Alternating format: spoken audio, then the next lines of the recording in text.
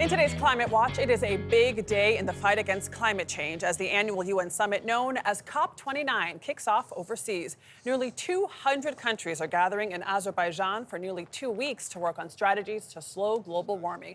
And the presidential election in this country could have a big impact on the talks. CBS News environmental correspondent David Schechter is here with more. David, good morning.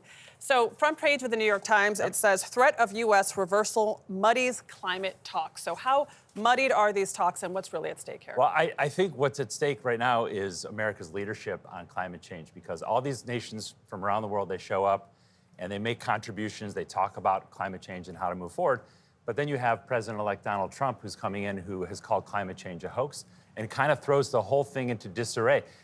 Are we talking to the Biden administration and they're making their pledges? Why would we do that when the next president is probably going to do something totally different? So America has been a world leader on this issue and done a lot of interesting things over the last 4 years. And now you have these delegates saying, where's the leadership now? Who's going to run this? So America was part of the 2015 Paris Climate Accords, Right. an agreement to reduce emissions, slow the warming of the planet. But then Trump pulled us out of the agreement, and then Biden said, no, we're back in. Right. And now it seems like Trump's going to pull us out again. I think it's pretty clear that Trump will remove the United States from these accords. And again, that's a question of America's leadership. This is the primary place where we talk about climate change. If the United States isn't at the table, who is stepping up? And a lot of people say, well, that's probably going to be China.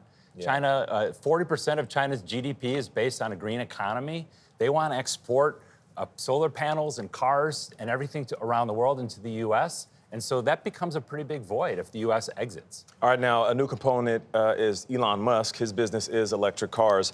How could this play into Trump's administration's stance on climate change? I think that is such a great question, and everyone's really looking at that because obviously the two of them become quite close. Yeah. And Elon Musk has benefited. There's a $7,500 tax credit in the Inflation Reduction Act, which is this big sort of climate law that we've had in place.